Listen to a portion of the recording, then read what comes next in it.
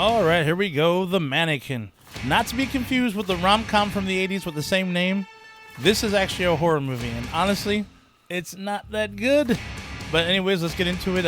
Also, just so you know, it's available for streaming right now. Lord, I'll say this, though. This movie has a really cool opening, though, man, for sure. But, yeah, anyways, this one's about a woman who was killed in this building back in the day, back in the 50s, as she was modeling and whatnot, right? And the dude who killed her, homie, cut off her head and added it to a mannequin's body, all right? Fast forward to present time. So now this girl, the main girl, her sister, she buys the same building this woman died in, right? And on top of that, for some reason, this same mannequin with that head now looks like it's actually just normal and whatnot, right? But it's still in the house. I mean, still in the building, all right? So anyways, though, yeah, the mannequin's still there. And now it's haunting and killing anyone who steps in the building, right? And it kills the sister. And, dude, I'll just say this. I wanted this one to be so good, dude, and it's so bad because it had a good trailer, dude. The trailer was actually pretty promising. Looked good, production-wise, everything. So, but the problem is, though, there's some good kill scenes in it. I mean, some really well-done kill scenes. But the problem with it, though, they're very few and far between. See, the main focus is on, like I was saying before, this chick's sister who's been killed, and now she's all depressed, and there's more dramatic beats than anything else in this one, honestly. And very strange because it felt like this movie didn't know what it wanted to be at times. Sometimes it felt like a horror movie, but then on the other hand, it felt like a freaking drama. But honestly, there was more drama than anything else. Plus, the characters just weren't really that interesting at all. This is definitely one of those movies where they should have just, I don't know, called a pivot or something, dude. Just changed the plot or something, because honestly, dude, since they did suck so much, these characters, they should have just killed all of them out.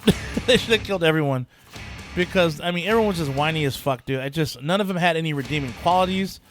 They're trying to make you have, empathy for, these bland-ass characters, though. Especially the main character, even, to be honest with you. And I just thought it honestly, I started to grow bored, dude, of the movie, though. I mean, real quick. The only thing that kept me watching were the very few death scenes. And I mean very few. But the thing is, though, they were pretty good, dude. They were actually really, really good. Well done. Very nasty. Good shit.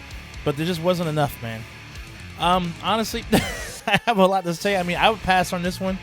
It's just not really worth it, though. I mean, a movie that pretty much got in its own way. Kind of tripped over its own feet, man. But I'll say this. It was well produced, production-wise. It looked really great, though. Seriously, it looked really, really good. I mean, but yeah, no, pass. I mean, unless you want to see some dramatic beats, this almost could have been one of those movies that was really, that was so bad it was good. But this one was just so bad because it was just bad. Enough said, but I'm going to save you guys on one. So something that's, I guess you can say has to do with mannequins as well. This is actually a remake. I know I talk about remakes, but I will say this. This remake actually is really good.